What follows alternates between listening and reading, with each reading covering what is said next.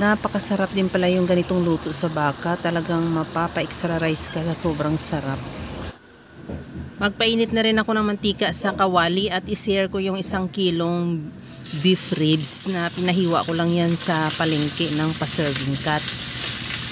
I-share lang hanggang sa mag-brown yung kabilang side at baliktarin, ganun din yung kabilang side. Pagka ganito na brown na yung lahat na both sides ng ating karni, ihalo ko lang ng bahagya at itabi sa gilid ng ating kawali at igisa ko na rin yung bawang.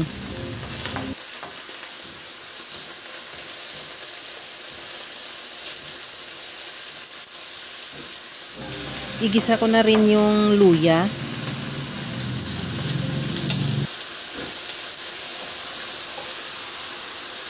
Sunod ko na rin igisa yung sibuyas.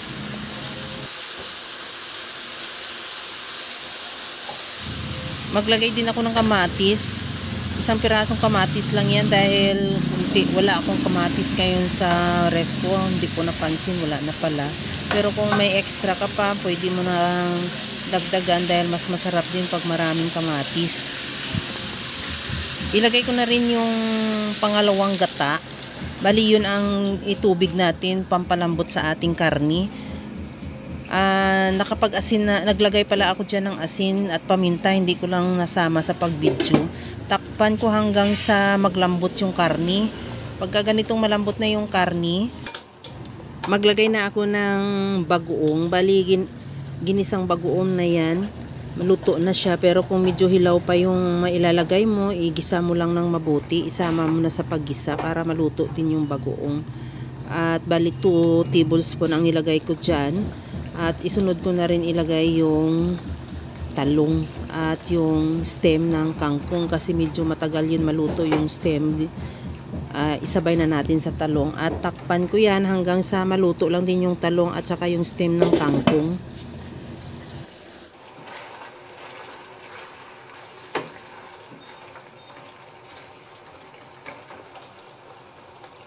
Maglagay na ako ng siling green at isunod ko na rin yung talbos ng kangkong.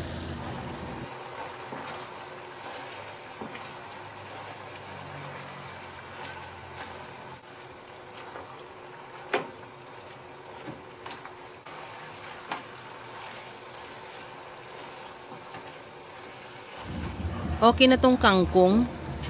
Ilagay ko na yung kakanggata. Ito yung unang piga ng niyog. Bali mga 1 cup lang siguro yan kasi kunti lang naman. Pakuluan lang natin ng bahagya para maluto lang din yung gata at kunting halo lang at ready to serve na yan yung ating napakasarap na binagoongang baka. Maglagay lang ako ng 1 pirasong siling labuyo. Optional, kung ayaw mo ng maanghang, pwede namang hindi ka maglagay. Kaya isa lang ang nilagay ko para hindi naman masyado maanghang. At okay na yan, ready to serve na yung ating napakasarap na binagoongang baka. Kaya mga kalasa, kung nagustuhan mo yung ating video, please like na lang at pakishare na rin sa inyong mga friends.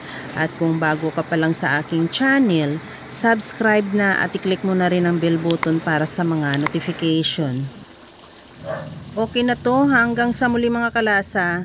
Thank you for watching. Bye-bye!